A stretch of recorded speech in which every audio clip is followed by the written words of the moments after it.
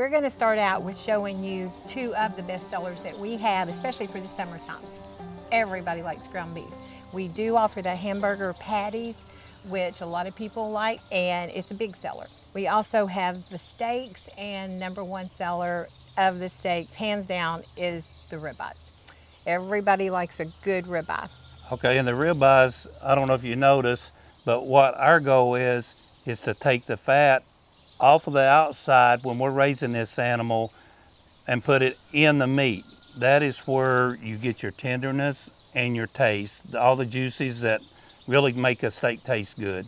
This is the result of what we have been doing at raising our Angus cattle. Most of our cattle that when we have had them processed up to date have always graded prime, and we have nothing that hasn't graded less than high choice. So that's showing that we are on track of what the people want when they go to buy a good steak. And the marbling is really, we have a lot of people, I usually do the selling, so I have customers come in and they'll go, oh, I don't know about that because it's got all this fat in it. That on the inside is the marbling, that's the taste. They work to breed our cattle so that we do have the marbling in it. And a little bit on the outside is not going to hurt either. If you've got the right marbling and the flavor, salt and pepper is all you need. The flavor's in the meat. Okay, we got our grill on high heat. Today we're going to put the ribeyes on first, and that's really what you need to do to cook a good steak is have your heat on pretty high.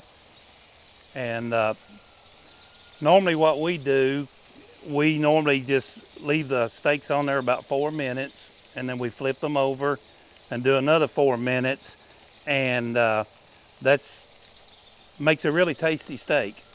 And we're gonna just try to turn these things over and try not to get them too hot.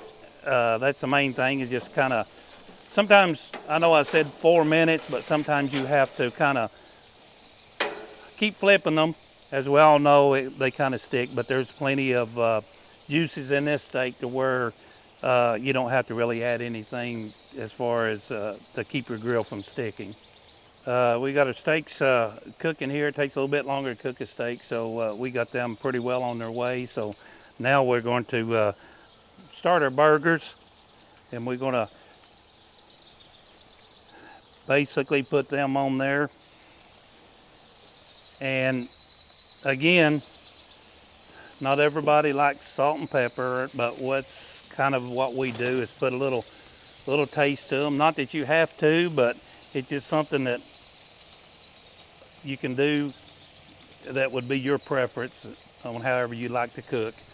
But we also put a little pepper on them too, just to, not that you've got to get a good flavor, but it beats adding some of these alternative things to it, and salt and pepper is usually pretty handy.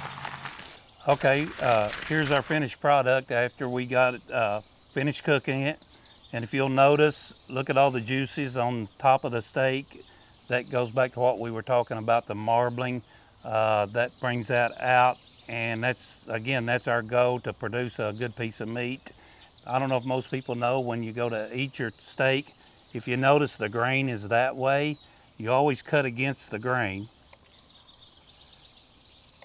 And see there how well that is cooked? That's the way we like them, pretty much what we call medium well.